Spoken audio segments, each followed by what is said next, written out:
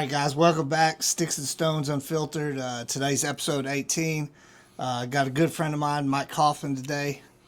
I have known you for years and years at this Been point. a hot minute now.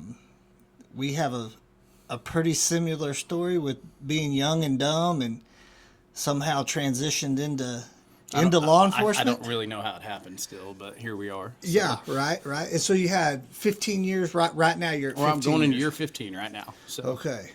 I started at we'll back up a little bit. I was working at U.S. Cellular, and I absolutely hated my job, and I was downright miserable.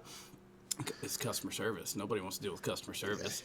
And I didn't know I was going to be Little did you know in a life of customer service. Yes. But yeah, we had a buddy of mine, his brother-in-law worked for Highway Patrol, and he's like, man, if you're that bad, what are your plans? I was like, I think I kind of want to go back to school. I think I want to get into education, of all things. And my wife's going to kill me because I'm saying all the time. She can get over it, though.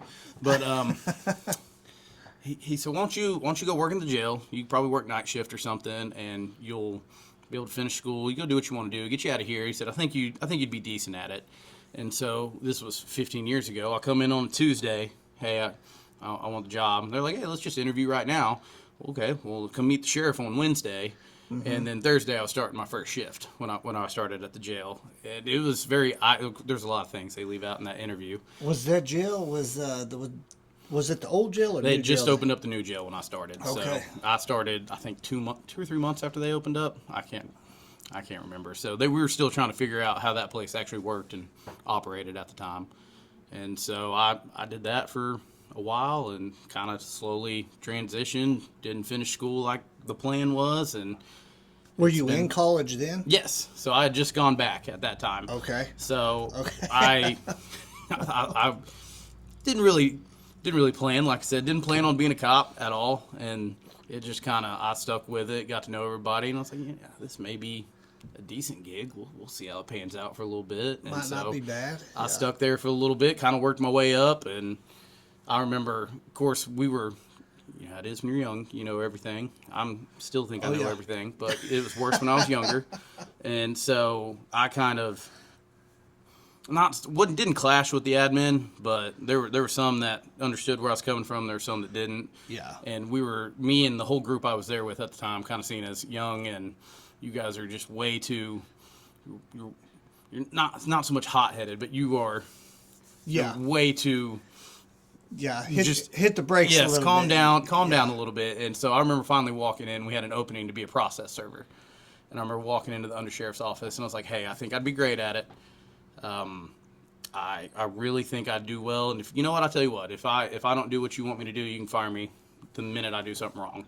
And I was very shocked he stood up. I'll take you on that bet. And next thing you know, I'm serving papers, and that's how I got out of the jail and just kind of took off from there. So are the guys that you're kind of wild with back then in the jail? Are they all still in law enforcement now? The majority of them are, yes. So okay, that's what I thought. That crop kind of they're we still around. We all worked, and everybody's kind of doing a different gig now, but we're all still involved in some way. Yeah, I think the best way, me personally, the best way, which was not necessarily the route I took, but is to do that time in the jail, because I think you have to learn to socialize with convicts, with guys.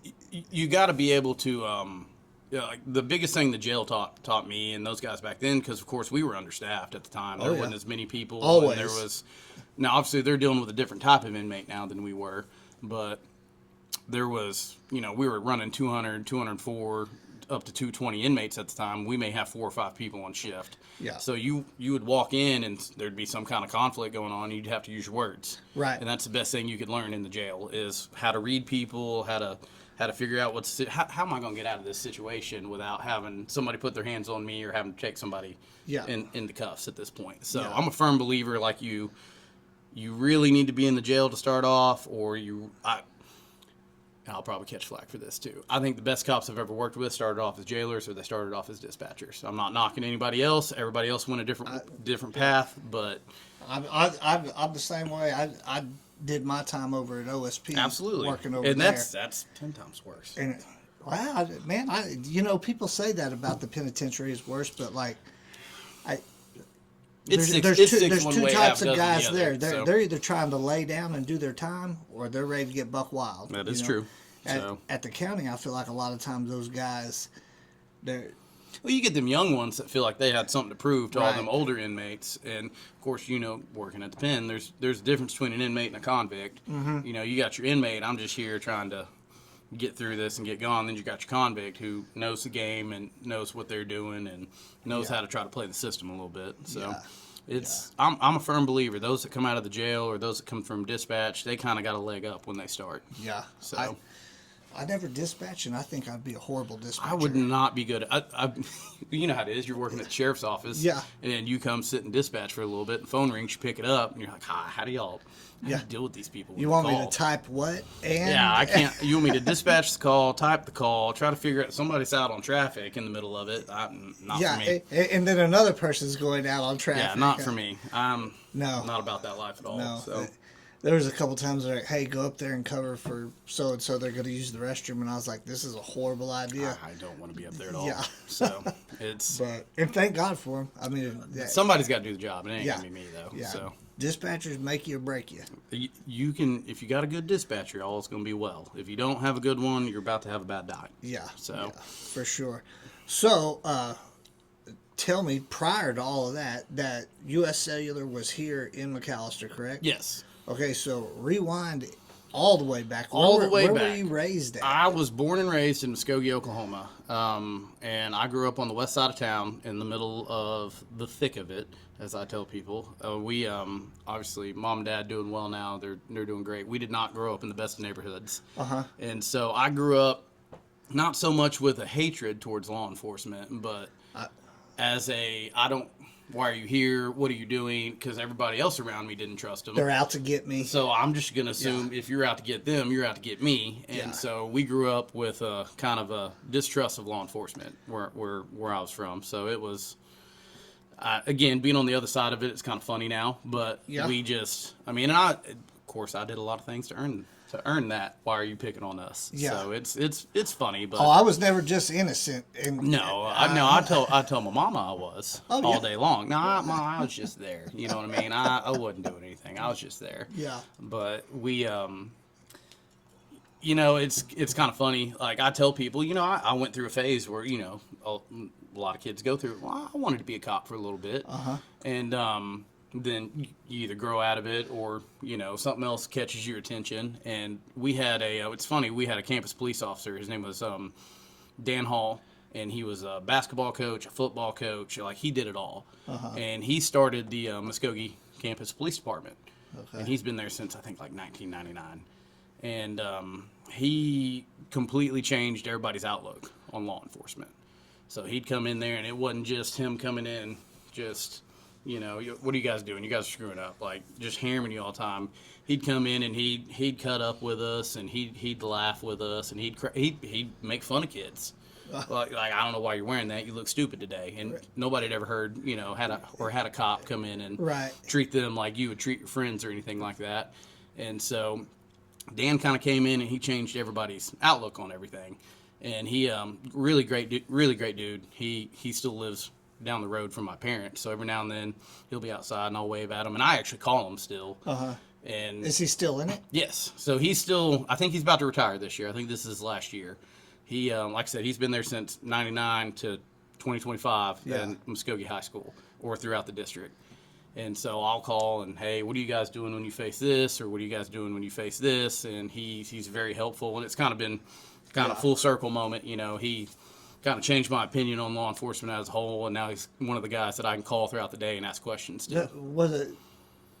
Did it ever seem weird to him? Do you know that you turned out to be a police officer? So I saw him. So it's kind of funny. I'll go back home. Not so much anymore now that I'm working for the school, but like when I was doing transports or when I was working, like I was with the marshals for a brief stint, and we'd go to Muskogee, especially when I was working in transport. I'd go to the jail. I'd see all sorts of people I grew up with, and the first word, "You're a cop?" I trust me, I can't believe it most days either. And so, and of course, all my friends that I grew up with, we kind of had that where we'd go back and forth, and it's just, and Dan was the same way. Who hired you? Well, nobody else applied, Dan. That's what I tell people. Right. Nobody else wanted the job, so here I am. And so he's kind of, the first day I called him, he was kind of, now who are you again? And I finally, I'm, Dan, me. You dealt with me in high school. You remember, like, I finally was like, I'm so-and-so's boy. Oh, really? And I was like, yes, trust me, I feel the same way you do about it, Dan. I'm shocked most days too. Yeah. So he, really good dude though, and like I said, he's kind of, as far as what we're trying to do, I really kind of want to mold it off what he did up there and how they act, and so he's really good. He's a good mentor to have. So okay, yeah, that it's weird how small the world is. Oh, too. absolutely. It's pretty crazy. So when you call him, how big is his force up there? Is he the only one, or how many guys? No, I think he's up to 10, I believe 10? now, and so which they're not quite a bit bigger than us, but they're bigger than we are. But as far as similarities between what we're dealing with, like he's kind of my go-to on that. But because a lot of people don't have a standalone department within their district, so he, I know Tulsa does, but they're not dealing with the same things I'm dealing with. Yeah. And then Muskogee's very similar to what we got going on. So he's a good one to bounce ideas off of. Or, hey, we're going over this plan. What do you do whenever you're reevaluating stuff? And he'll send me checklists and go from there. He can tell you pretty much. That's good. So when you get to the sheriff's office, like, how did that go for you? Like, when you got to the paper serving there, how long were you serving papers? Not very long. We kind of went through some turnover there real quick, and I think I spent more time in transport than I did anywhere else before. I think I did transport for close to a year because we had nobody was leaving at the time. Everybody was kind of on hiring freezes, so I was stuck in transport for a hot minute. So what does transport do for the guys out there that don't know? So anytime taking inmates back and forth to court, doctor's appointments, mental health appointments. If you got somebody that got picked up in another county for a warrant that's in your county, you go and get them. Those are some of the funnest ones you get to go do. Because I swear every time I went to Oklahoma County to pick up an inmate, they were on lockdown for something, and I'd be stuck there for an hour. Yeah. But it'd eat up your day, so it wasn't too bad. But, like if somebody gets EOD'd or like for a mental health call or something like that, you're the one that's taking them to whatever facility at night. So it's you got to kind of love that job because it gets tiring after a little bit. And, a lot of what they used to do is a lot of the young guys, that's where they would start. Yeah. And so, you'd kind of work your way up, jailer, transport, process serving, paper serving, and then you'd get moved out on the patrol. So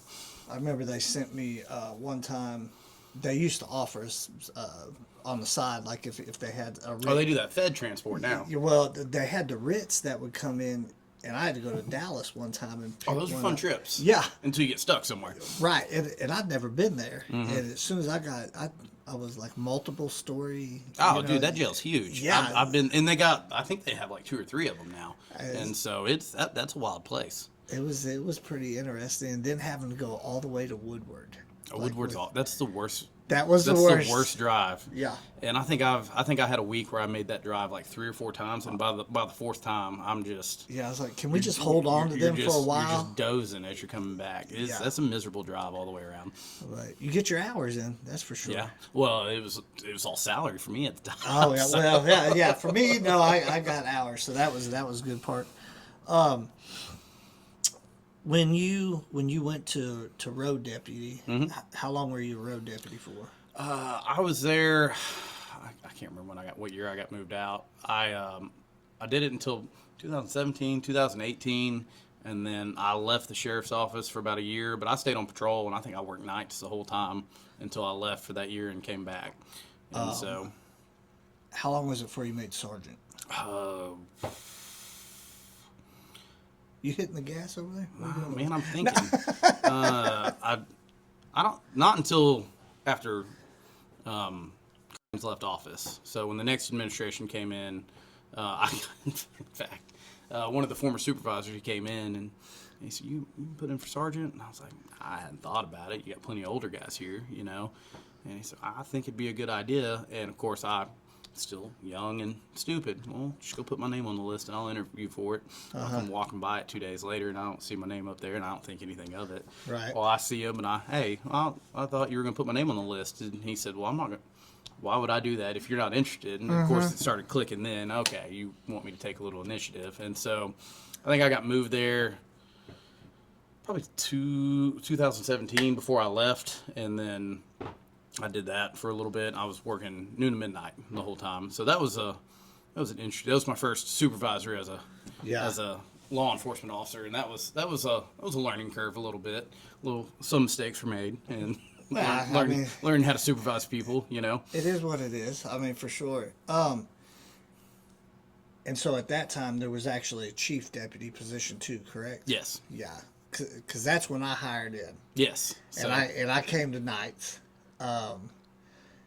And I love that job. I'll tell it, I don't care what anybody says. And I've never worked for the city, so there's biases, but as far as law enforcement goes, if you want to learn how to be a cop and learn how to do everything, you'll work at the sheriff's office. There's not a single type of case I didn't get to work at the sheriff's office. And you're talking within 2 years, you have all these cases you've worked at.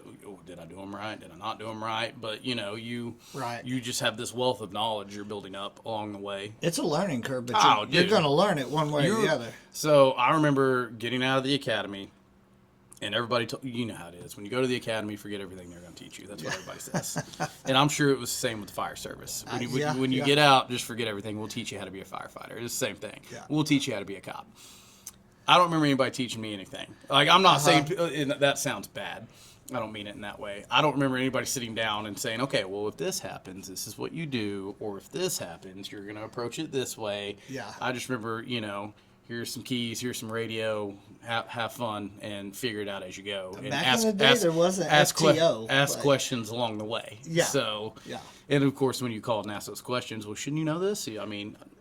Yeah, no, I don't have a clue what I'm doing right now. Yeah. So, it is a learning curve and a half. It's especially back in the day. I mean, like there was at night like 2, and then somebody went home at like 3 or 4 in the morning. So it was just you. So when I first started on night shift, there was no noon to midnight. Mm-hmm. It was, you had 2 guys, 6 a.m. to 6 p.m., and then you had your 2 guys that came out 6 p.m. to 6 a.m., and you may have a guy working interdiction on the highway, maybe. Yeah. And, of course, like, that was his main gig, so we're not pulling him to come take calls. So there'd be days you'd come in and you'd be like, there's 7 calls holding already. It's 6 o'clock. I don't have time to learn how to do this. I'm just going to go do it. Yeah, this report's going to be trash. Oh, dude. I went back, before I left the sheriff's office, I went back and I was reading some of my first reports. That makes me want to vomit when I go back. Talk garbage, but it is what it is. Yeah. So. We were talking earlier, or I had another guy in LEO, and he'd been at like 4 different agencies, from like super tiny up to now he's working for like a big tribal agency. Yeah. And he was talking about like the FTO, field training officer stuff. Like, he basically said, you know, the first 2 agencies I worked at, there was no FTO whatsoever, and then he actually was at Muskogee County, and he was like, he said, when I was there, I got about, you know, like 6 days worth of it then at the time. Right. And he said, but where I'm at now, like, there is like an FTO program that you experience, you know. When I first started, I remember vividly, they, like I said, they're going to move me to process server. I told them, you can fire me if I'm not doing a good job. Yeah. So I was terrified of getting fired. Right. So I was told, you don't take calls, you don't make traffic stops, you serve your papers, and then if we need you, we'll call you. And of course, you had the older guys. Hey, we're about to go do this. You want to go? And I'd just be like, nah, can't do it. Can't do it. I'm gonna get in trouble. And then the first time there's in James Holloway is gonna he still makes fun of me sometimes for this. And so first call, I'm terrified, but because I think I'm gonna get fired for being there. And so some guy had broken into a shed or something like that, and James has me out there, and we're trying to clear wherever we're at. I think we're out in Ulen. Yeah. I'd never even been out. I'm not from this county. I still had no clue where everywhere was yet. I still don't. Oh, dude. And so we get out there, and I have no problem making fun of myself through this. So we get out there, James hops the fence, I hop the fence, and of course I see him get his gun out, and I'm just standing behind him like, what do you want me to do? And I remember him turning around, and he's like, hey, Mikey. And I was like, yeah. And he's like, get your gun out. And I'm, okay, James, my bad. I don't know what I'm doing here. Yeah. And so again, that goes back to that. Nobody trained me on what to do, so I'm just here hoping, Yeah. And at that time, James had quite a bit of time. Oh, absolutely. And you would think common sense would kick in at that point, but again, don't go and do these things or you're going to get fired. Yeah. So common sense kind of just went out the window at that point. Yeah. So I can remember going out. It was a dumb move on, and I was with him. And we went up. We were going just to doing a knock and talk. And I knocked, and I just stood right in front of the door. I knocked on the door. Yeah. And I just stood right there, and he was like, hey, bro. Hey, dum-dum. Step to the side. Get out of the way. I was like, huh? And For what? And then I was like, oh, that makes complete good sense. Thank you. That's one of those deals. Like, as he told me, hey, why don't you get your gun out? I'm sitting here thinking, I don't know why you didn't do that to begin with. You're kind of dumb right now. And I'm in the back of my head, I'm like, you should be really embarrassed. And at the time I was. Now I don't care. We can laugh about it. But, I mean, you look back and it's common sense. Like, but I didn't know any better. So, oh, no. And I'm thankful I had guys like that were like, hey. Because he very easily could have just been like, listen, I'd rather you correct me, and that's a bigger problem nowadays, and not just. I'm sure it's the same in the fire service, EMS, law enforcement. Nobody wants to take criticism anymore. It's everybody comes in and I know everything, and so it's just I'm glad I had guys that were willing to correct me along the way. Yeah, and because you get in, you have this notion of what kind of cop you're going to be, and so. I just remember thinking, I heard everybody gripe about traffic stops. I can't stand when people go out on traffic. We got calls holding up. So in my head, before I even get out, who's going to work? Why do I want to work traffic? That's stupid. And having no idea that you're going to make those contacts and you're going to learn who's coming from where. Yes. Or you can make or break a case off a traffic stop. Yes. So you just come into it thinking felony taillight. you come into it thinking like I'm gonna be this type of way and nothing's gonna, nobody's gonna tell me nothing, and then you quickly get, like you said, you get out there and you're like, I don't have a clue what I'm doing. Like I can remember like my first week, I'm just sitting out there and I was like, maybe I made a mistake. Oops. I don't know if this is like I never had. I'm very confident in my ability now, but even when I first started, I'm just gonna fake it and hope nobody knows. Yeah. So, fake it till you make it. That's the name of the game. I mean, it works until the stuff hits the fan. It works until it doesn't. Yes, yes, for sure. Somebody's gonna call you on it at some point. Yes, and I have been called out. Oh, absolutely. And I needed it though. Like the time, and it was educational for me. Well, yeah. Man, I remember when I went on nights. You were my sergeant. And I was so green, like the way I got in, I started off as, you started the SWAT off medic. The SWAT medic. I went the opposite direction, like so. When I hit the streets, I had very little street experience. Right. I was real good at putting Band-Aids on and stuff like that. You can clear a building, and I can be your medic all day long. Yes, so. yeah. I got you as long as someone's holed up somewhere. We're good. But man, I remember it was like my first or second shift when I was on my own, like kicked me loose, and I got called to domestic up in Canadian Shores. Canadian Shores was like wild time back then. Everybody talks about Longtown, and Canadian Shores is where it's at. Yeah, the craziest stuff I was involved in was up there. But anyways, I got sent to a domestic up there. And I can remember calling you on the way. I was like, hey, and you're like, hey, you got it. If you need something, holler at the radio. I'll be there. I don't know where the hell you were at, but I know you were somewhere somewhat close because I went to the address they gave that call to. Probably the wrong address, but possibly. It was actually the right address because the people good. That called were sitting on the porch when I pulled up. Everybody was waiting on you. That's good. Yeah, and I was like, well, they seem like they're perfectly fine right now. No issues. And as soon as I shut my door and I'm walking up to him, I hear from behind me at the caddy corner house just the highest pitch screaming and yelling. And I'm like, oh, it's not y'all, is it? And they're like, no, we called on them. No, it's over there. And I walked up there and I hollered out because as soon as I heard that high pitched screaming, Right. like, I mean, she was like, help. And I got on the radio and I was like, hey, I'm going to need some help out here. I have no clue what's going on. Somebody come over here. I walk up on the porch, and as I'm walking on the porch, I see this dude eject this woman, like, with all his force across the living room. It's like, it looked like the Matrix. We're having a bad day. Yeah, she's flying, and I was like, well, I saw it, so now you're under arrest, like. I think this is what I'm supposed to do. Yeah, so it all went good. I mean, I got the dude in cuffs. She's screaming and crying because, she doesn't want him arrested. It's not his fault that he just shoved her, a city block. I made him act that way. Yeah. Well, but I can remember, and it all happened, within, a minute from me saying I need help. It seems like 10 minutes, but reality, it's... I can remember you coming up in that white pickup truck. I mean, it was... That old and busted thing. Yeah, and there was a pipe in the middle of the road that they had for, little culverts, and you went over that, and you were out of the truck, and I was like, whoo, here we go. So, but I knew from that point on, I was like, I might not see him, but I know he's somewhere close. Listen, that is one... I mean, and people may feel differently, I don't know, but I know me and a bunch of the guys, we kind of prided ourselves on, because we prided ourselves on, hey, if somebody gets on that radio, we're going. Yeah. Because when I first started, I can remember the first time I ever came over the radio, and hey, I need another unit.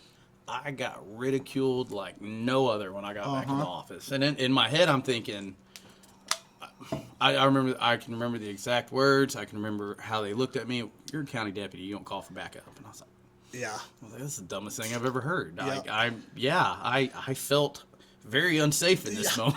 Felt like I might need a little backup. I felt like I needed somebody to come help me, which is why I got on the radio. Yes. And so we were, lack of training, lack of understanding, whatever it was, I can remember sitting there, man, I hope nobody ever says that later on. Yeah. But we would. We would call each other. Hey, you can come over here. Just because we knew if we got on the radio, some old school deputy was going to make fun of us. Yeah. And which is stupid in hindsight. Like, that's the best way to get somebody hurt. Right. But I can remember just finally, I think I told the other shift supervisor at the time, like, I don't ever want anybody to feel like they can't get on the radio and call for somebody. Mm-hmm. That's the dumbest thing I've ever heard.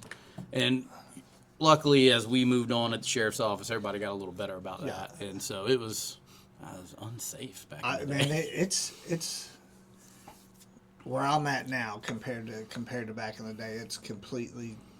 It was transitioning back then, but I would say at this point, like, if you're working, you got your radio on, and you hear something that might be sketchy. I feel like more people now, everybody's like, heading that way. You start easing that way, and then like you're already easing that way, or if you're at the office for some reason filling out your report, you're just getting in your vehicle and heading. Well, yeah. And then if you hear something, the boys are everybody's coming. So it's evolved, and it's for the best. Like, you know, the way the world's going and the way calls are happening, and you know, it's definitely snap a finger and things are going the wrong way. Yeah. So I messaged you earlier in the week and I said, hey, we're gonna do something kind of new for the and we're gonna call it the You Ain't Gonna Believe This. I got two. I think I'm gonna narrow it down to, and I'll tell both of them. Okay. So, you know, and this goes back to us being. It involves the same crew. And we all worked together for years, so everybody's going to know. And I'm not going to say their names. Everybody's going to know them. So me and the guy working night shift, at this point, we were very cocky. You know, nobody was going to tell us nothing. We were going to do whatever we were going to do. And so we take a domestic up at Sam's Point. Yeah, Sam's Point. And, of course, suspect's gone at that point. And the guy working swings, he's like, hey. It's Christmas Eve. Yeah. And the guy working swings like, hey, don't go back. And we've talked to Dad. Dad's like, I'm pretty sure he's got that house. Like, he's got like tripwire out there. He's got razor wire. He's got all these things. And so everybody, don't go back out there tonight. We're all working Christmas Day. We'll go out there. We'll try to find him tomorrow. who are you? Yeah. Who are you to tell us not to go? Yeah. Tripwires, come on. Not a big deal, whatever. So we wait till we hear he's back out at the house at like midnight. And so now it's Christmas morning. And so we park along the road. We're walking kind of through this little trail that leads to his house. And partner at the time, he's like, do you see any wire? And of course, I'm half blind. I'm like, no, dude, I don't see nothing. And so about that time, I hear him say, I stepped on one. And I was like, what? And he's like, I stepped on one. I heard it click. And I'm like, no, you didn't. Like, that's, of course, in my head, I'm like, I'm going to try to make him feel better. I don't know what he stepped on. No, you're fine, bro. This guy's legitimately crazy. I don't know. Yeah. And so I kind of come over there and we're talking about it. I was like, I think you're good. Just step off of it. Hindsight, dumbest thing ever. Just step off of it. We're going to be okay. And I remember him looking at me like, are you really telling me to do that? How would you react if I told you? Yeah. And so we get out and, of course, we go and try to make contact. All hell breaks loose at this point. Next thing I know, we're in a standoff. 2 o'clock in the morning, Christmas Day. Yes. And so we're calling everybody. Hey, we screwed up. Sorry, it's Christmas Day, but guess what? Yeah. And of course, we call our bosses, and he's like, "I'll call TAC team, see if they want to come out." Well, it's Christmas Day, nobody's coming. Yeah. We call local agency, and I don't have enough bodies to send you. You're 25 minutes away. We can't leave the town unattended. Right. So we're sitting here hiding. I'm behind one tree on one side, he's behind a tree on the other, and we're just kind of talking back and forth. And bro, what are we gonna do? And I remember just kind of thinking, like, they did tell us not to come back here. Like, we were warned, but we're here now. Uh-huh. And so finally, McIntosh County and Eufaula come down. It's a big hole, what to do in the middle of it. We finally get him into custody. But I just remember the next day, our swing shift guy comes in. He's like, so, how did it go? And we're walking him through it, and he's like, so, does anybody... You were right. We shouldn't have gone back there. We learned lessons. We learned. So that was one of our first. You know what? Maybe we should listen a little more. Maybe we don't know everything like we think we do. Oops. And so, same crew. We're a couple years down the road here. We think we know a little more. We don't really know that much more, but we think we do. And we're looking for some stolen property down there and way down off Blanco Road. Down there, what's the name of that church? Everybody says it's haunted. Can't think of it to save my life. You go down Blanco Road, you hang a left. Oh, yeah. I know which one you're talking about. It's way off in the middle of nowhere. Yeah. And what is that church's name, though? it's going to come to me when we're done, and it'll bug me. But either way. Just right off the road, right? No. So, like, you come down, you'll hang a left, and you follow that dirt road, yeah. Gravel road all the way down, and there sits like an old... Looks like a 1930s church, and they got the cemetery behind it. Yeah. We're down around there, and at Brush Creek. Yes. Brush Creek. So we're down there around Brush Creek looking for a stolen camper, and it takes all of us down there for some reason because, as a supervisor now, I'd be like, why is everybody down there? Why did we go there at the time we went? What are we doing? Right. But back then, this is what we're going to do because we know better than everybody. So we're down there, and we find stolen camper. We find a bunch of other stolen property. And it's all us three working at the sheriff's office. We got a tribal officer with us, and we're having the best time of our life in the middle of nowhere. Well, we get the bright idea. We'll just wait for him to come back. Nothing's going on tonight. We'll just wait, and we'll kind of move some units. He can't see it. He pulls in. We take him into custody. This is the smartest idea in the world. And so homeboy drives like a green flatbed old school Ford. Uh-huh. And he comes pulling in. He sees us because we're not as sneaky as we think we are at the time. Well, he backs out. Well, somebody takes off, and they're going to go hop on the flatbed, and they're going to just ride it till the wheels fall off. And, no. Yes. So he is this a skinny somebody? This is a skinny somebody, and he is fast. And I thought he was going to make it. I thought he was going to make it, but I can't remember if he just changes his mind at the last minute. Oh no, homeboy couldn't get it into gear because it was a manual, so he can't get it into gear. So he's about there, and about the time he gets there, it kicks, and away he goes. So we're all in the truck, and we drive by. He tries to hop in. We drive by him. Your tactics have gone out the window now at this point. Well, and then the other one, he gets on the radio, and, I'm a big, if we're going to talk on the radio, talk right. Otherwise, it gets on my nerves. And he gets on, we're fitting to be in pursuit. And, of course, now I'm cussing at him. We're already in a pursuit. Let's get this going. Yeah. And so he starts hollering out our location. Of course, somebody from a statewide agency comes over. Well, where are they at? I'll head down that way. And we let them know, and then nobody shows up because it's way too far and we don't know the area. Yeah. Well, we end up finding one of them, and next thing I know, homeboy, everybody tells us he's got this big high-powered rifle. So we get the dumb idea, well, we'll just go in the woods looking for him. And of course, luckily, nothing ever comes of that. But yeah, a lot of lessons were learned in our younger years about like, hey, maybe we're not as untouchable as we think we are. Yeah. So we had a lot of fun times, and going back on it, it made us the cops we are now. But you look lucky back, to be around to be. you go back and you look at it like I said, if Yeah. almost 40-year-old supervisor me has 25-year-old patrol me, I'm probably writing that guy up all the time. Like, Yes. what are you doing? Like, Yeah. you're dumb. Yeah. So, Risk versus reward. I mean, yeah, it's a whole lot of stupid risks. Yeah. But we had a grand time doing it. So. yeah. And I think that is every young generation of officers that come through. You know what I mean? Everybody knows everything. And So because I know my supervisors were the same way, and I know their supervisors were the same way. oh yeah. You know. Well, it's just like you hear somebody talk. Well, you can't really do that anymore. I'm like, man, I remember you. Like, what are you? Yes. Who are you to tell me? That So- is the rough part, where it's like, bro. How are that's- you going to tell me they- not to do that? Well, because I'm actually your boss now. Well, that's and- like the other night we have an incident at a football game, and I'm sitting here thinking like, all right, we're gonna take this guy into custody, and of course I turn around and everybody and their mama's watching, and I'm just like, man, just cuff up. Just cuff up. I don't want to deal with any of this paperwork. Just go to jail. Luckily he did, but that's the difference between first starting out. You're like, I'm ready for all the bad things. To now I'm like, I don't really have time for this. Yeah.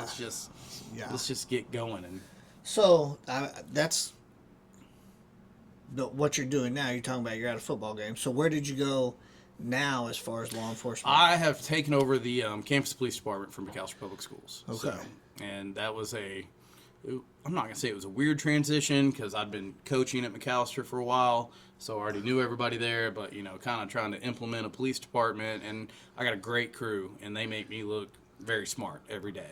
And so I feel like we hired very well when we hired everybody, but, we're all kind of trying to implement policies that haven't been in place there for a while, and trying to revamp everything we're doing. So it's been a weird transition, but it's been a good one. What's the biggest difference you think between being a county deputy and then at the school? So as far as being on patrol, your job, I feel like your job, be seen, go out and make those stops you need to make, take your calls you need to make. And I think everybody's getting better at this now, but community policing was kind of at the bottom. Yeah. Whereas at the school, our first year, it was a little rough. We were, we're going to have to write tickets. We're going to do this. It was a whole bunch of enforcement like I said, there'd been 5 years building up to this without a police department. Yeah. And so this year, we're really focused on that community policing aspect. Our main goal is to kind of bridge the gap between law enforcement, because again, the way of the world, nobody likes cops anymore, and that's just common knowledge.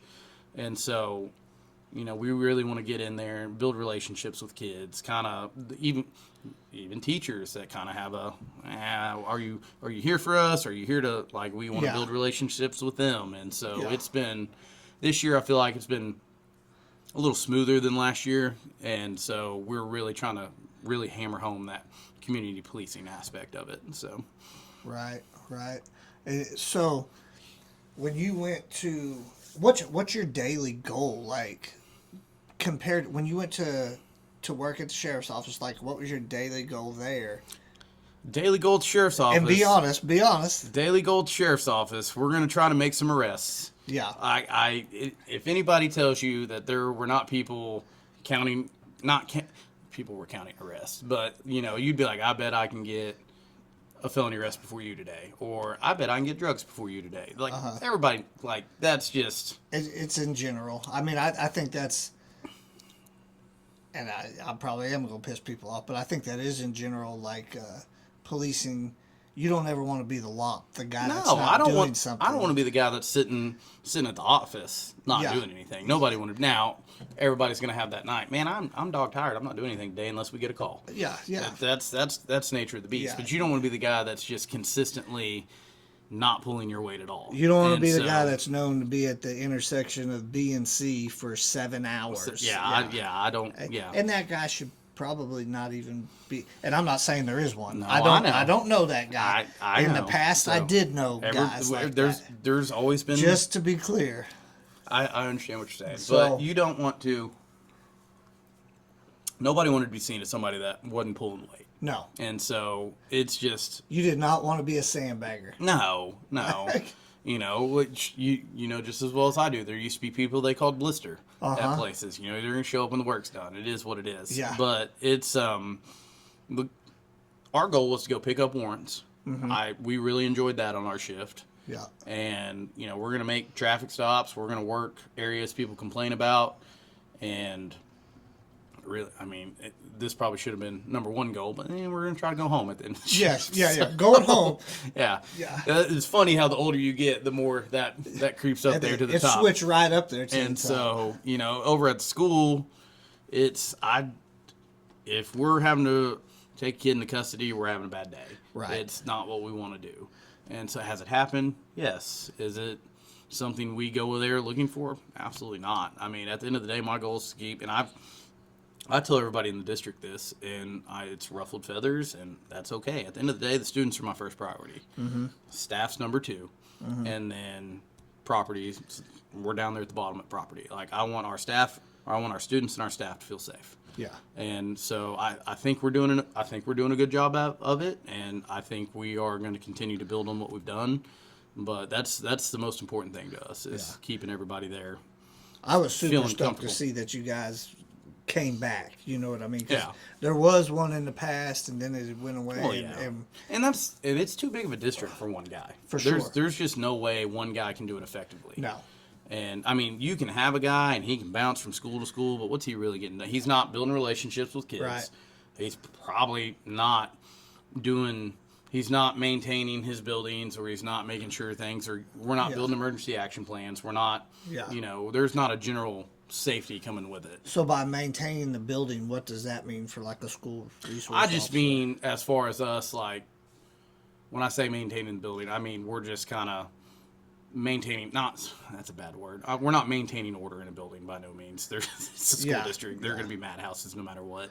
We're making sure our doors are locked every day. I don't want random strangers. That's what I was getting We at, involved you in one not too long ago when we're trying to, hammer home points. Like, I just don't want random people to be able to walk in. Right. I don't want kids, because I'm at the high school. I don't want kids driving stupid in the parking lot. Yeah. I don't.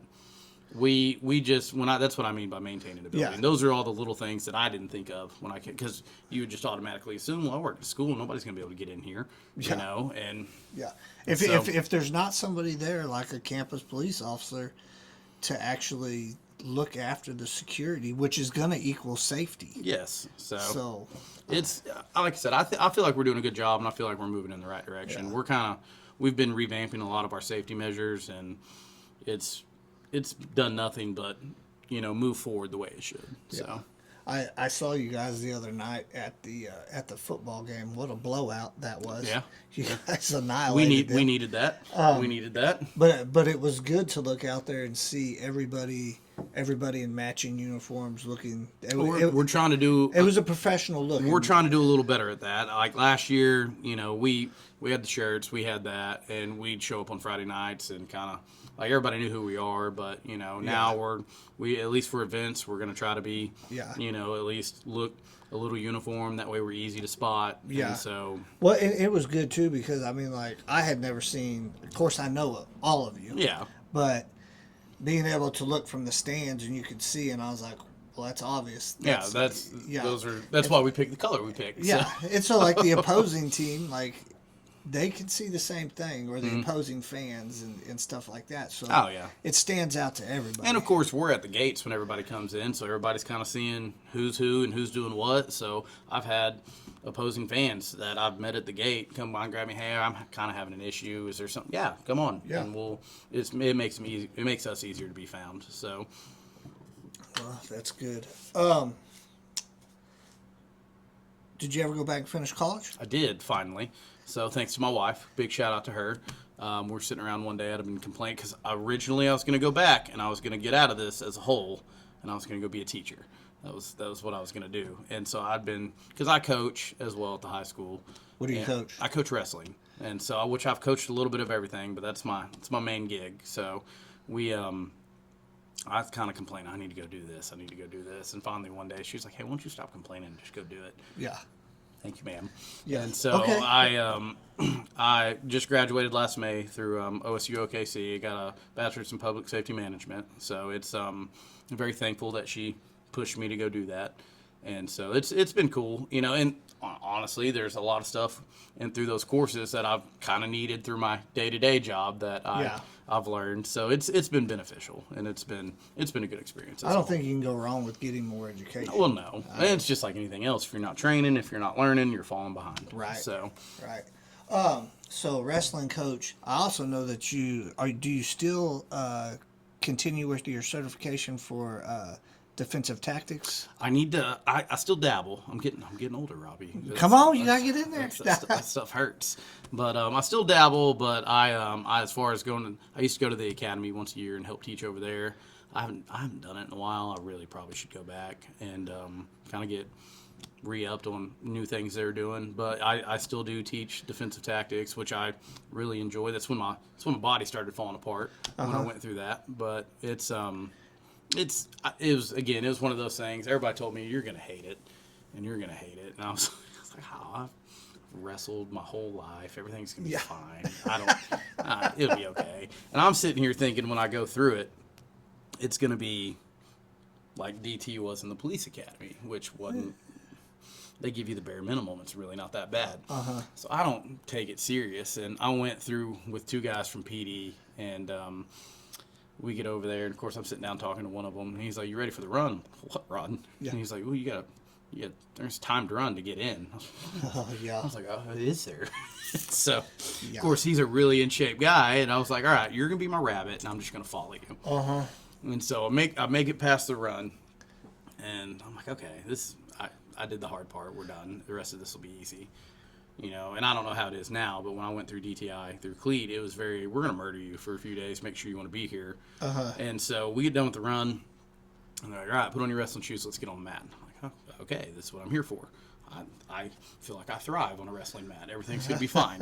And so we get out there. We did mat drills for about 2 hours. I'm sitting here thinking, what in the... Again, I didn't do anything to get in shape for this. And so I am like second to last in everything at this time. And I remember looking at one of the PD guys, and I was like, bro, I think I'm going to die. I have legitimately... Any second now. I legitimately think I'm going to have a heart attack at any point. He's like, Mike, you're going to be all right. Just hang in there. You're going to be all right. So they give us a break. They're like, go get some water. And I'm sitting over there, and I'm contemplating every life decision leading up to this. And of course, they're like, all right, put on your running shoes. And I'm like, oh, we're going outside. This isn't going to be that bad.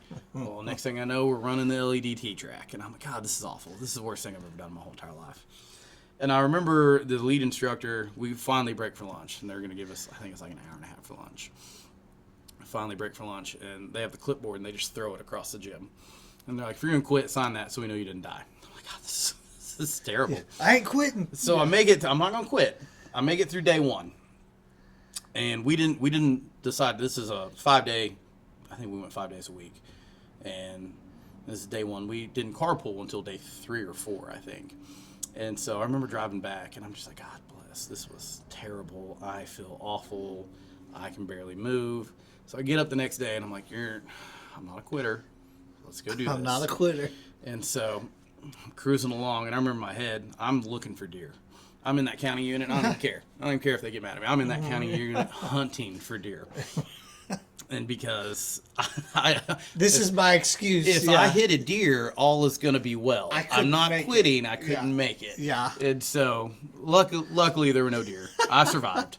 And so I go back and, again, thank God for the guy at MPD. He kind of, hey, you're gonna be all right. And I got myself in shape along the way, and everything was fine. And so we've taught a couple classes together, and I feel like it's a big focus that kind of gets missed out on in law enforcement, because yes, do you need to be good with your firearms? Absolutely. I mean, do you need to be good at writing reports? Absolutely. But you kind of need to learn how to defend yourself. And we've had a couple incidents in this county where I feel like, nobody did anything wrong by no means, but there are situations where you're kind of like, oh, man, if you would have trained that a little bit, that probably wouldn't happen to you. Yeah. And so it's just, I feel the like general public now too is like you. Well, everybody's doing BJJ. Well, not only that, but what state are you in? We're in Oklahoma. Oh, yeah. I don't care what anybody tells you for. Yes, we are a football town, but this is a wrestling state. Yeah. You throw a rock outside right now, and you're going to throw it at a wrestler. And, I mean, you better know how to defend a takedown as a cop, because there are plenty of people that have wrestled their whole life, or like you said, BJJ, and they're good at it. Mm-hmm. So you better be good at it too. Otherwise, you're failing yourself is what you're doing. And so I kind of saw a need for that at the sheriff's office, and we did a bunch of stuff with the jail with cell entries, and we did a bunch of stuff with the deputies as far as other stuff. So it was a good thing we did it, and I had a blast doing it at the time. My body regrets it as a whole, but it was a great time, and I'm really glad I did it. So it's again coaching wrestling. It was an easy transition and just an easy decision to make as a whole to go do it. So I just wish I would have taken it a little more seriously leading up to it. Maybe done it earlier. Maybe, yeah, that ain't no lie. Maybe done it when I was younger. So, so this is a different angle here. When you're looking for a resource officer, what do you guys calling yourselves? We now? just call ourselves campus police. Campus I police. get everybody, we don't get hung up. Like, there are people that call school resource yeah. officers or campus police. It's 6 one way, half dozen I just don't want to offend anybody. You know how it is. But so, what are you looking for like qualifications in a campus police officer? We kind of went a weird way, not a weird way about who we hired. A lot of people wouldn't hire somebody that didn't have a cleat certification, but like, I knew who he was as a person. I knew how he was with kids. I knew how he feels about his community. And so, that was a no-brainer hire to me. Like, I know what the goal is coming in. Like, he was A+ hire all the way. And so, and he's all about the kids. We're talking about the same one. Yeah, but I mean, and honestly, both of the people that I was in on hiring, they're great at what they do. Like, I want somebody that's going to interact with kids. I don't want you to just sit in your office all day. I need somebody that can interact with the staff. Like, do I agree with everything everybody does at the school district? Absolutely not. Right. But I mean, at the end of the day, they got a different lane than we do. And so I need somebody that's going to be able to interact with kids. I need somebody that's going to interact with the staff. I need somebody that understands our goals. Like one of the questions we ask in an interview, tell me what you think your day-to-day is. And so, I want somebody that's going to be like, well, I want to be out in passing periods cutting up with kids, or I want to be, down there in the lunchroom cutting up with kids, or it's not all about cutting up with kids, but I need somebody that's going to build relationships. So like, if we do have to get involved in something, we've had situations where students have talked about bringing firearms or something like that. But if you have a relationship with that kid, you can sit down and talk to him like, hey man, what's going on? Obviously we're going to have to do our job now, but I need to know what's going on with you and what's happening in your life. So maybe we can get to the bigger picture here. And so those are my big needs. Now, obviously, I need you to know how to do your job. Right. I need you to know the law, and everything else we can figure out along the way. Yeah. But like, I need somebody that's going to come in and want to build relationships with kids. So, and oddly enough, the somewhat older guys are the ones that do the best job at it. That's what I thought was probably how it was, because like I think once a guy's got some years under his belt, especially life experience as a whole. Yeah, especially if he has kids too. Like, you're kind of like, man, I'm not out here I'm not out here to browbeat these kids. No. I'm out here to, if I can build a relationship with them, I can build rapport with them. And I mean, some never are going to trust you. No, but it doesn't matter what you do. You know, like if you can get some of them to trust you and you don't prove them a liar. You know, that's it. If you just don't lie to people. Absolutely. Like, so it's like we got a retired trooper that works with us, and not knocking troopers, you know, but obviously their personality is we're here, we're very direct. And so if somebody would have told me like, hey, when he retires, we're gonna bring this trooper in, he's gonna be great at this, I'd have been like, yeah, is he? And like, he's awesome at what the kids love him. I mean, like, he's amazing with them. Yeah. And so it's again, I've been very blessed with good people around me that make me look very smart in the decisions I make. And then I have a supervisor I answer to, and our superintendent. They're very supportive of what, because I even told them like this year, like, hey, year one we were very, again, enforcement. So I kind of told them this is kind of what I want to get to, because I feel like this should be our, like, we want to build relationships. We want to be community policing. Like, if I had it my way, all my guys would also coach. Because that's really what gave me a leg up at the school. When I first came back, I did junior high football, I did high school and junior high wrestling, and I did junior high baseball. So all of those kids that played all these sports, I'm building a relationship with outside of law enforcement as a whole. And so they get to see a completely different side of me.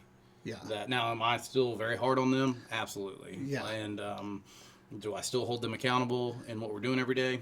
Absolutely. Yeah. But well, my experience with coaches was they held their people more accountable than the regular student not doing anything. So last year we take over, and I sit down with the athletic director. I was like, hey, I kind of want to sit down with every sport. And he kind of looked at me, and I was like, well, I just kind of want to tell them, like, hey, just because I'm a coach, I'm going to hold y'all more accountable in what we're doing. Like, I'm not, like, if you get caught vaping, you're going to get a citation. Like, it's, and of course, those are the little things we deal with, but, like, I tell my wrestlers all the time, you'll be the first one. Relationship or not, like, you'll be the first one that we do something with if we have the opportunity. And I think a lot of things also, they get misconstrued with what we do and what people think we do. And so, like, you know, people hear of school officials like, oh, they searched my kid's bag, or they did this, and all these cops, and I'm not searching your kids. Yeah. I can't legally do it. I don't want to do it. So it's just, you know, a lot of things get misconstrued on what we can do and what we actually do. Right. And so, you know, and we're still educating people in the district as a whole too. Like, you guys are still new. Yeah, we're not. If there's school discipline going on that has nothing criminal, we're not involved. Right. And because I don't want to blur those lines with our people, and so I don't. You know, we're very big on like, hey, we're here if you need us, but you know, you're suspending a kid for tearing up a bathroom. They ain't got nothing to do with me. Right. And I ain't got nothing to do with law enforcement. So I'll be out here if you need me, if the parent shows up or if the kid is acting a fool. But other than that, like, no crime, no need for me. Right. So, and again, that's like, you know, like I told you earlier, if we're arresting a kid, we're having a bad day. Yeah. That's the exact opposite of what we want to do. I think the goal to me would seem to be not for the arrest, unless it's absolutely necessary. And there are situations where it's going to be absolutely necessary. Yeah. There's just no way around it. But you know, at the end of the day, like I said, we're really trying to hammer home that we're here for you. This, you know, community policing, and we just want to build a relationship with y'all. Yeah. And on the flip side of that, like I said, being a coach, when I started coaching when I worked at the sheriff's office, being a coach helped me 10 times more in my other job, because it taught me how to, like, hey, if I got to go to these calls and deal with these kids, or it kind of opened my eyes a little bit to what the kids were dealing with at home, because you don't know what's going on with them once they leave there at all. Yeah. So like those 8 hours we have them, who knows what's happening in the other 16 throughout the day. Yeah. And so we want to make sure we're there so they have somebody, just an extra set of people to talk to. Yeah. Yeah. 100%. I think even with my deal, like if I have interactions with kids where I'm at, it's usually not very good, but occasionally. Oh yeah. I do have interactions where, and I do try to talk to him because you never know what little Johnny's gonna say too. Little Johnny might be like, "I need to talk to you real bad." You know what I mean? Working sex crimes like I did. Yeah. You learn. Again, I knew it was very prevalent, but I didn't realize just how much that stuff goes on, and so that was.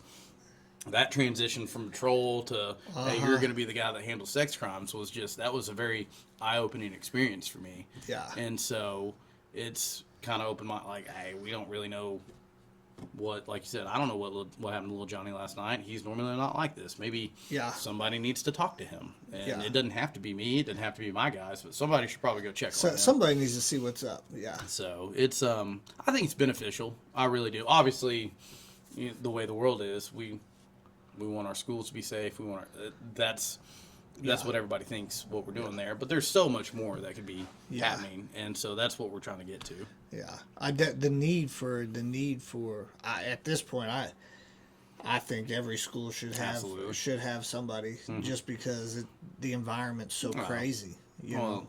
It's not just that. You hear school safety, everybody goes to what? Active shooter. Yeah, that's what everybody goes to, but there are so many other things that could go wrong throughout the day.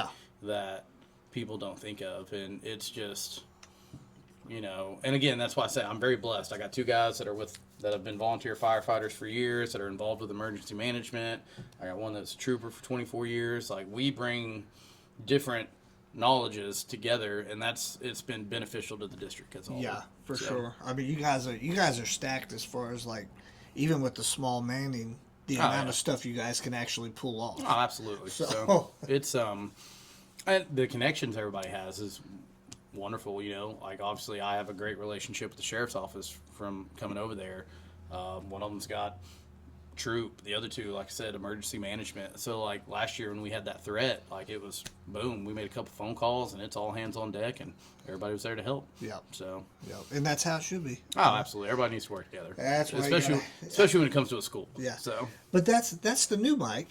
That is new me. That is new me. The original LEO Mike, I don't know. I didn't need nobody. He's same as me. I didn't want to work with nobody. So it's hey man, I'm trying to grow. Growing and maturing. I'm trying to grow. In the thing. So how many years have you actually been with the high school?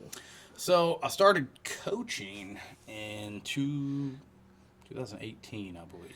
2018. So, are any of the go back to the very beginning of the conversation? Do you know if any of your students have actually become law enforcement officers? I don't believe so. And that's probably because I've tried to talk them out of it. But how come? Full disclosure, it's just, and again, this is just my personal opinion. It's just changed so much over the years. It's everybody. Well, I've had kids tell me, "Well, I want the retirement." I'm like, that's great.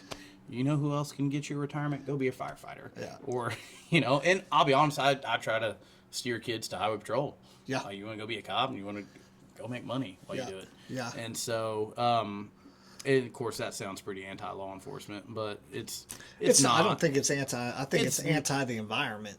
That and that's also just, again, that goes back to relationship building and knowing my kids. Yeah. And knowing that while I love you and it's been a pleasure coaching you, I just don't think that's for you. Yeah. And so it's just, I know I have a few now that talk to me pretty often about it. Hey, I think I want to go do this. I'm like, well, when the time comes, come holler. Actually, we had one that graduated last year. He just applied for Oklahoma County. And I just finished his, not background, but his reference check and all that. And so I think he'd be a good one, but I think he's young and I think that's a big county.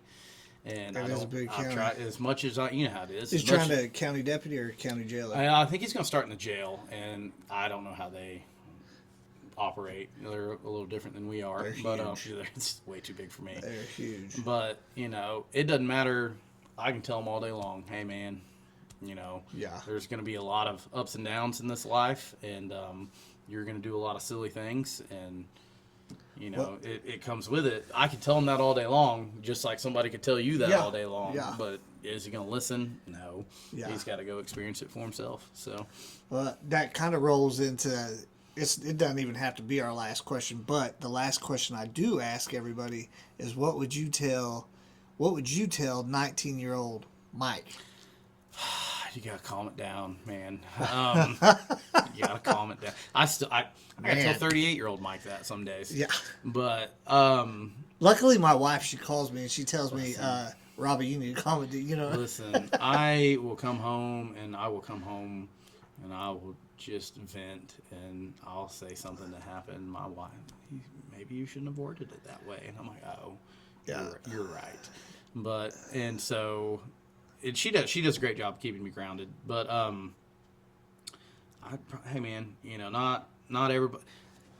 Somebody trying to correct you is not somebody being against you. That would be my biggest advice to 19-year-old me, because you know how it is. Well, you tell 19-year-old Mike, tell Robbie that too, because man, I had a hard time with it. Well, and hey, listen, it's still something I face every day because, I coach with a guy who's younger than me, and he's coached longer than me. And we have a great dynamic. We get along great, and we have the same goal in mind. But there are days he'll come to me and he'll be like, maybe we didn't need to say that. And you know what, you're right. I shouldn't have came at it that way. And that's just his experience in it versus my experience in it. Yeah. He's not getting on to me. He's not telling me, hey, you suck at your job. But he's just bringing his experience to the table, and there's nothing wrong with that. And that probably would have been my biggest issue is, hey, just because somebody's trying to correct you doesn't mean they're coming against you. Yeah. So, you guys have a huge wrestling program. Listen, when I first started, I mean huge. When I first started, of course, if you haven't seen Brumley Gym in the wrestling room, you really should go check out Brumley Gym in the wrestling room. That's the old bones right there. That's the old one. So it is the hottest room in the world. There's a hole in the ceiling, and people used to, when we'd have practice, kids would stand there and argue over who got because wrestling's in the winter, so they would stand where there was a hole and they could hopefully get over there. But when I first started, we had, I think we finished the year with maybe 10 kids, and funny story, DTI actually got me into coaching. So I was up there teaching a class, and when we got done, I went down there to thank the athletic director at the time. And somebody was like, hey, Mike wrestled in college for a little bit. Yeah, I don't know what that has to do with anything, but yeah. And finally he was like, you wrestled in college? I did wrestle in college for a year. I didn't know that. Yes, that is my claim to fame. I wrestled 1 year in college. So, okay. Well, yeah, I mean, you're maybe the 5th college athlete we've had. Hey, man. I think it's interesting, listen, man. So it's funny. Listen, now I'm going to brag on myself, and I was not that good of a wrestler. I'm going to preface this by saying this. I got hot at the right time in high school, and I beat a couple people I shouldn't have, and it kind of got me noticed by some coaches. And so I went and wrestled up in Labette, Kansas for a little bit, and really good team.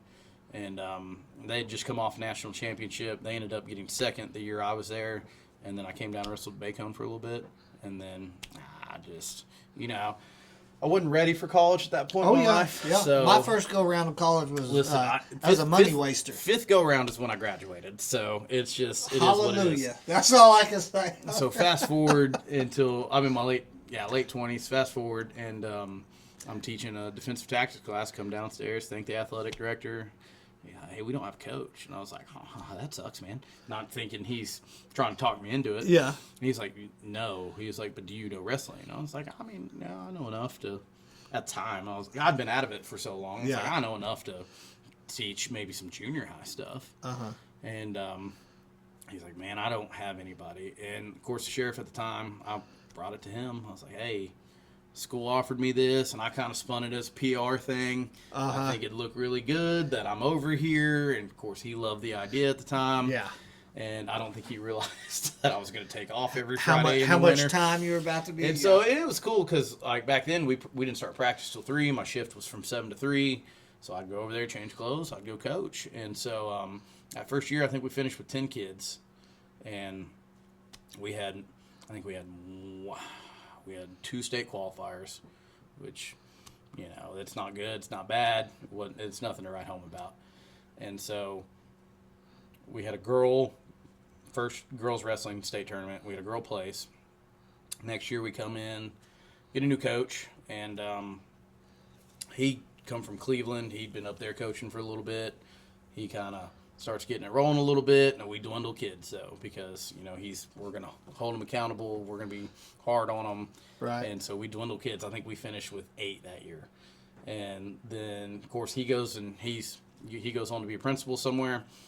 Kydell Billy comes in, and so shout out Kydell, and so he comes in and he graduated from McAllister, and he is just passionate about McAllister wrestling. Like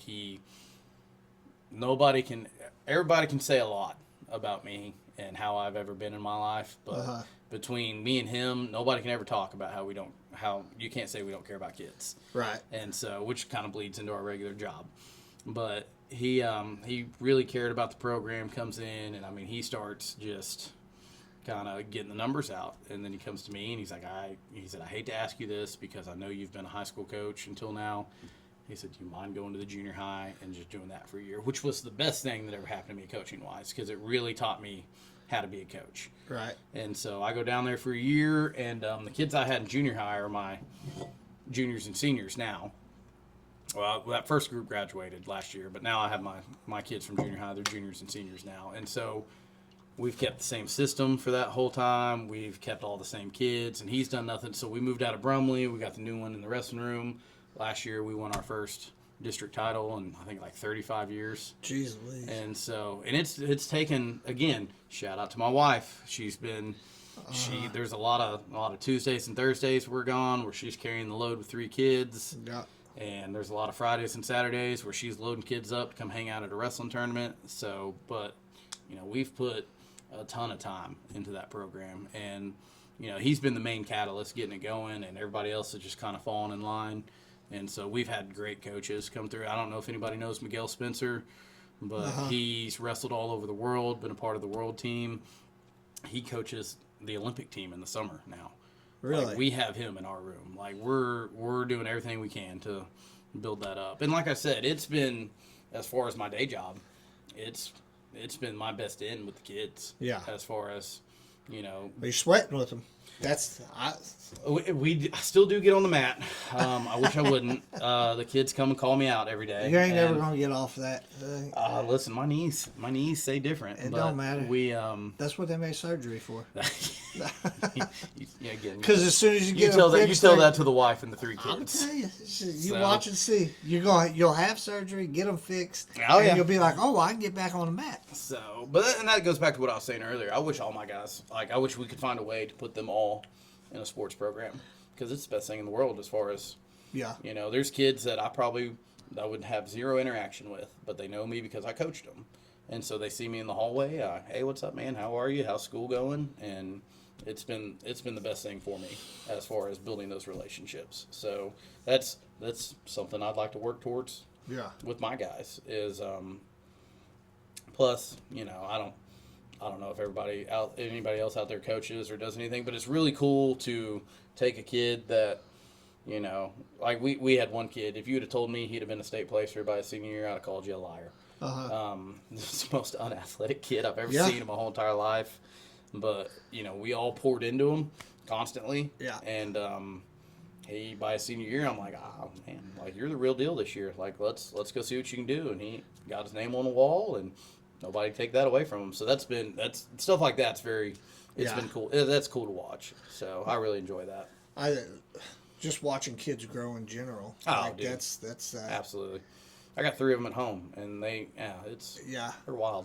Yeah, but it's fun. It's fun watching them grow those personalities. Yeah. Oh, so. Yeah. Sometimes it's I blame their mother. They all have their mother's personality. Yeah. I know. Not me at all. So. Yeah. Mine's got a heavy dose of. My daughter's got a heavy dose of me and her mom. All the best qualities, right? I mean, she definitely she will talk trash with the best of them, but she's a hard worker, and she ain't gonna take no trash either. Yeah, listen, so there ain't nothing wrong with that. Yeah, my son,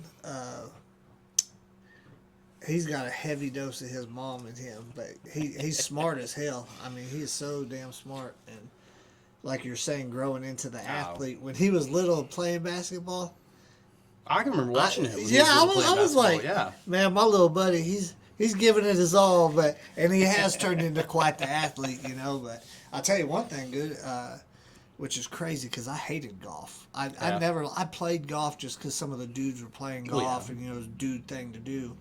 But he picked up golf like 2 years ago. Pretty good at it now. He's real good at it, well. and so I started. I'd go to the golf course, and I've gotten better. But like watching his improvement at basketball, at golf, and he's so passionate about that. Like he'll go out in our pasture and hit for hours. Really? Yeah, That's cool though. Now we're probably spending $500 a month in golf balls because he ain't picking the bastards up, or you know. So I'll edit that part out.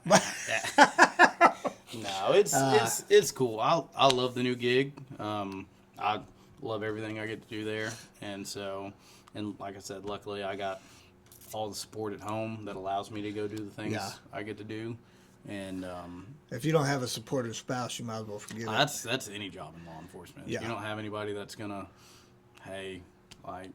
there's nights where we got to go out and do stuff, and which sounds silly working at a school, but you know you'll have somebody make a comment. Next thing you know, it comes to a parent. There's nights I got to go out, and she's like, "Hey, you know, go do what you got to do." And I also, you asked that question. I also think it helps that we all have kids or family in the district. Yeah. And so you're invested. I'm tied to this district for the next 16, 17 years, no matter what. Yeah. So I might as well be there to try to make it better. Right. And so it's now if I'm still coaching 17 years, we'll see how that goes. Yeah. But you know, I'm tied to it either way. So I at least want to help it grow and make it better. Yeah. Well, brother, I think you're doing a heck of a job. I appreciate that. And I can't wait to see how it grows and which roads and streets it takes. You know? Hopefully all the good ones. So, right.